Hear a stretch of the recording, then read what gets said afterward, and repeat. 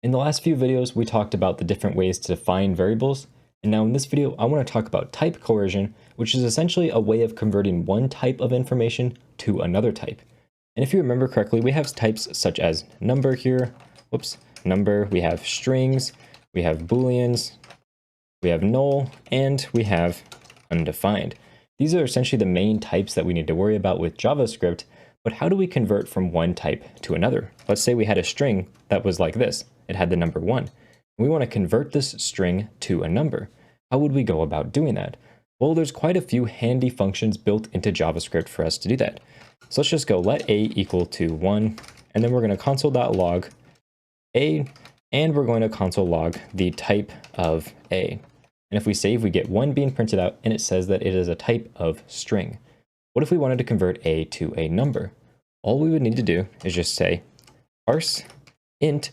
And if you remember the difference between an int and a float, an int is a whole number. So for example, 1, 2, 3, 4, while a float is a decimal. For example, 1.7 or 2.8 or 0.39, whatever. So we say parse int and we pass in the number we want, in our case, a. And now let's just log out what this says. So we'll say console.log parse int of a. And I'll comment out this code down here. Click save. You can see it's going to print out 1.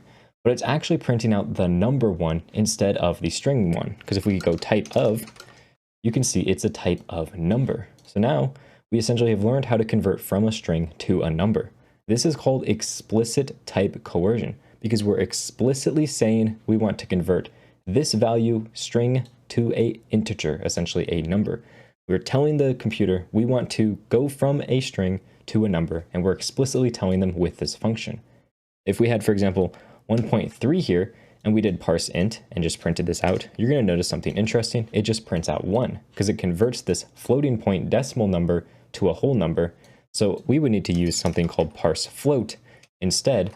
Now if we save, we get 1.3, which is a number. If I do the type of here, it's converting it properly to the decimal representation because this is a floating point number, which essentially just means we have a decimal point. We could also go the other way and convert a number such as 1.34 to a string.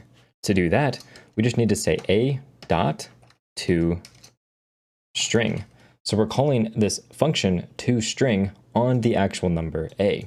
And if we console.log that out and we check inside of here, you can see we get 1.34. And if we check the type of this, it's going to be a string. That's how we convert numbers to strings, for example. And this is something that may be useful if you need to really check the different types of things, converting, for example, the string, 1.34 into a float. That's something that's very common. Or if you need to convert a number into a string, that's another common use case. But there's also something else called implicit type coercion, which just means that the computer is implicitly taking care of this for you. You're not telling it to do the type coercion, it's doing it on its own. And we've actually already seen this before. Let's define a variable a, set it equal to 1, and we're going to define this variable. Let's just use const so we can really practice with this. And this is going to be equal to maybe 2. So these are both strings. And let's actually just make this a little bit easier. It's going to say hello. There we go. So we have the string hello, and we have the number 1. And if we just do a simple console.log where we combine these together with the plus button, so we can say b plus a, and we save, you can see it prints out the string hello 1. And this is a string. But how exactly does that work? Because a is a number, b is a string, and when we add them together, we're getting this interesting thing over here, which is a string combined together of both of them. And this is what happens with implicit type coercion. JavaScript does this all over the place. For example, when you use the plus operation, when you use the equal signs, it's going, or the double equal, sorry. So if you did like equal here, so if this was a string of 1 and this is the number 1, this returns true because it's implicitly converting them to the exact same type to make the comparison of them. Because the string 1 is not the same as the number 1, but JavaScript is converting them both to the same type. So let's just go back here to where we had hello 1. What's happening here is b is of type string, and it's converting this a number to a string. It's the same thing as saying a.toString, and running this, we get the exact same result. So when we have plus with strings and numbers, it always converts the number to a string. But JavaScript is kind of weird. If we were to replace this with a minus, for example, it's going to convert this string to a number. And now when we save, we're getting not a number because hello is not an actual number. We can't convert that to a number. Let's change this to 3, for example. Now we're getting 2 being printed out because it's taking this number, or this string 3, converting it to the number 3, and then subtracting it from our number 1 up here. And if we had plus, instead of giving us 3 plus 1, it's going to give us the string 3 plus the string 1, which is going to result in 31. This is very confusing and something that a lot of people run into. They're like, why am I getting 31 when I'm adding 3 and 1? Well, the problem is that one of these is a string instead of an actual number. So to fix this, all we need to do is convert b to a number. So we'll say parse int of b, and now we're properly getting 4 because we're doing the number 3 plus the number 1.